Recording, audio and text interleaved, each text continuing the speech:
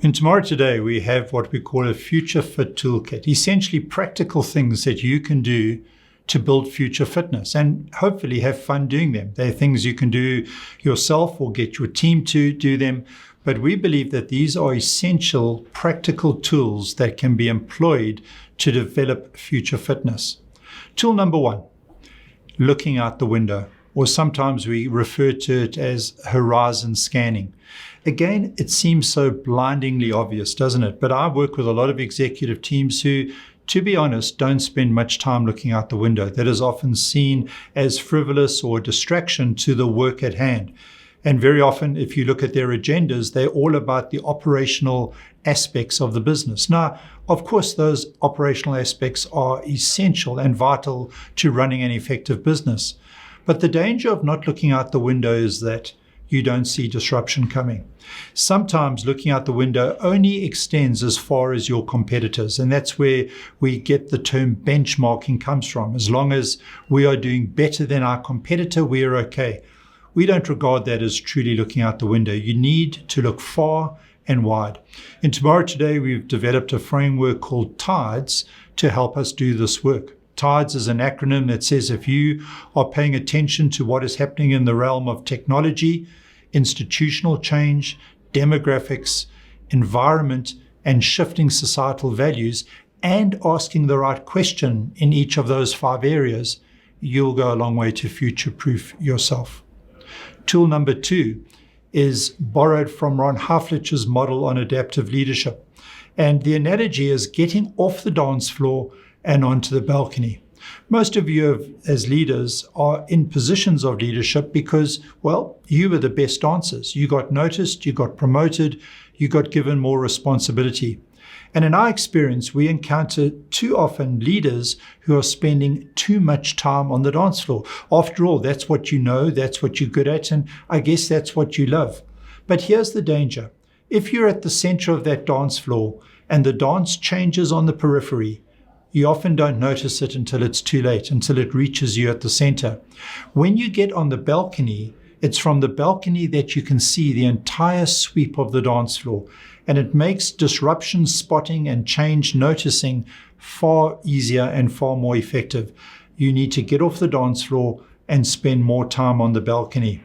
I think that's a wonderful habit to cultivate. And 2 quick things on the balcony. It can either be a habit that you engage in that allows you to step back and what psychologists call meta mood, view a situation from a different perspective or from a distance. Or it can even be a way of thinking. You can find yourself in a meeting and you meta mood in your thinking and suddenly become aware of who's speaking and who's not. What is the body language in the room? And the moment you start thinking on that level, you are in effect getting on the balcony. Toolkit number 3. Hosting curiosity conversations. Some time ago, I was working in Barcelona and I went to my hotel room after the day's work, turned on the TV and stumbled across an interview with a chap by the name of Brian Grazier. Had never heard of him, but it turns out that Grazier is a very well-known Hollywood producer. He's in professional partnership with Ron Howard. Together they won an Oscar for the movie A Beautiful Mind, the story of the British mathematician by the name of Nash. And, well, whenever you watch a good series on Netflix or a good movie, very often you see Brian Grazier's name in the credits. And Grazier was talking about arriving in Hollywood as a 19-year-old kid, and he fell in love with the industry and basically never left. But he said, as a 19-year-old kid, I was insatiably curious. And he said, I would hunt down people in and outside of the industry from whom I had something specific I wanted to learn. And I would badger them until they gave me 30 minutes of their time. And he talked about this being hosting curiosity conversations. As I listened to him, I thought, what a marvelous tool to give to executive teams who had become arthritic in their learning. Instead of banging the table and saying you need to be learners, you need to be curious, what if you held them accountable to go and have one curiosity conversation a week or a month? I decided to start that practice myself, to experiment with it. And to date, I've had a host of curiosity conversations. One with a woman from Afghanistan who in Hawaii was encountering the ocean at sunset for the very first time. And as she stood gazing out at the sea for the better part of an hour, as part of the leadership program I was involved in, I took a picture of her and later asked her if I could have a conversation with her. And my lead question was simply, what were you thinking? And I discovered the story. I had a wonderful conversation with Africa's longest living recipient of a double lung and heart transplant.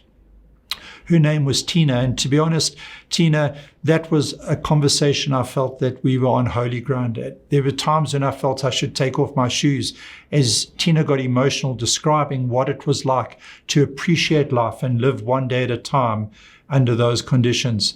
I've had a curiosity conversation with a young man doing his PhD in virtual reality as to what might be the frontiers of this technology and the impact it might have on you and I. I want to have a curiosity conversation with somebody who's walked on the moon or perhaps at least been into space. And I'm pretty close to nailing that one down. Host curiosity conversations. Identify somebody from whom you've got something you'd like to learn. Frame a lead question and then set it up and have fun doing it. A fourth tool that you can use in your Future Fit toolkit is asking better questions. Sam Keen, who's a philosopher, said that to be on a quest is nothing more or less than to be an asker of questions. I carry a little book with me pretty much everywhere I go, and it's my little book of questions. And in this book, I record questions that I see on billboards. I overhear them in conversations around me. I hear them asked in movies. I read about them in books. I'm a collector of questions because I believe that smart leaders are leaders who learn to ask better questions. Long gone are the days where leaders are people who have all the answers. We need to, in your leadership practice, learn what it means to ask better questions. So here would be maybe a litmus test for you. At your next EXCO meeting or team meeting, keep a record of how many questions get asked. I think you might be surprised because in my experience, we don't have a lot of questions being asked. We have lots of conversation, lots of animated conversation, lots of opinions, but very few questions. And so experiment with how you can get your team to ask better questions. I was once working with an EXCO team whose CEO did that, came out with 3 or 4 questions after a day meeting and was clearly horrified. And what we discussed and how we embraced an experiment was he nominated one of his EXCO members to be the gatekeeper for questions. And at the next EXCO meeting, he simply said to her, I don't want you to participate in the conversation. I don't want you to share opinions. I simply want you to seed the conversation with questions and do it subtly. Do it in a way that doesn't get found out by your colleagues. And he said she was brilliant at it. And it got to the end of the meeting and he said to her, let's just keep doing this. Let's not reveal what we're working on. And he said to me, you know, Keith, after 3 or 4 meetings, our entire meeting culture changed. It was almost because we had a smart, savvy gatekeeper to questions, it gave tacit permission to others to ask questions. And he said, as we did that, we discovered a whole new way of discourse and dialogue. Another Future Fit toolkit would be to learn what it means to rethink. Adam Grant wrote a wonderful book on this subject titled Think Again. And Grant asserted that because good thinkers are good thinkers, and therefore often the people at the top of the pyramid in organizations, does not mean to suggest that they are good rethinkers. Very often good thinkers end up guarding their thinking, guarding the status quo, guarding their orthodoxies and their assumptions. And it's a whole new skill set to develop the ability to rethink your assumptions, your orthodoxies, your business model. Way back in 2005, The Economist had a quote that I've never forgotten when it wrote in one of their articles that the real innovation challenge is the ability to rethink your business model.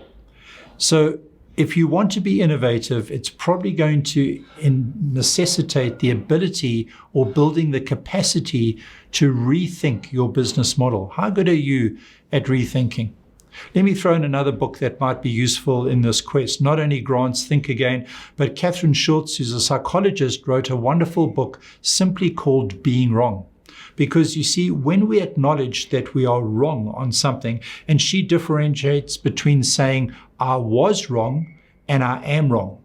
That's a big distinction. I was wrong, acknowledging your wrongness in hindsight, or building the capacity to, in the present, say, you know what, I am wrong. But she says, when we start to take ownership of the ability to acknowledge wrongness, it leads and it precipitates the ability to learn and change.